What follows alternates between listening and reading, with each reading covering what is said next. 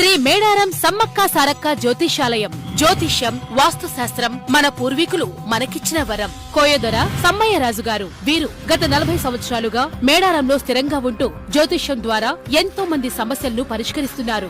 దేవుడు మనకిచ్చిన వరం మానవ జన్మ. ప్రతి మనిషి ప్రశాంతంగా బ్రతకాలనుకుంటాడు. మనకు తెలియకుండానే చెడు ప్రయోగాలకు ఉపయోగించిన వస్తువులను దాటడం ద్వారా, ఇంకా మనమంటే గిట్టని వారు మనపై చెడు ప్రయోగాలు చేయటం వలన మనలోకి దుష్ట శక్తులు ప్రవేశిస్తాయి.